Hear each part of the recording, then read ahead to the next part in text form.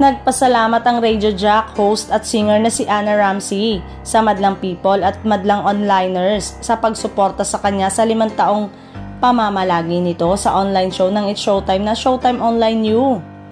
Hiling din nito ang masuportahan pa siya ng kanyang mga fans sa kanyang panibagong yugto ng kanyang karir. Maraming salamat po sa mahigit 5 taon ng kulitan at tawanan madlang onliners. Sana ay samahan at suportahan niyo pa rin ako sa panibagong kabanata ng aking paglalakbay. Your trendy diva, signing off, ani Ana sa kanyang ex account. Mula sa pagiging isa sa mga top radio jocks ng MOR 101.9 for Life More, Manila mula 2016. Sinuong din ni Ana na nagmula rin sa pamilya ng celebrities ang ibang larangan gaya ng hosting at pagtatanghal sa iba't ibang lugar. Hanggang sa naging finalist siya sa Celebrity Champion Edition ng Tawag ng Tanghalan na nagbigay din sa kanya ng break bilang host ng Showtime Online U.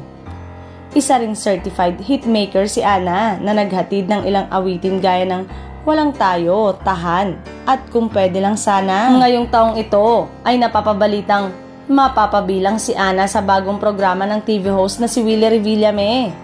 Samantalang patuloy pa rin ang pag-audition ng TV host producer para sa mga talent na pwedeng makasama sa kanyang pagbabalik sa Kapatid Network. Hindi pa naglalabas ng anunsyo ang TV5 management tungkol sa petsa ng pagsisimula ng programa ni Willie.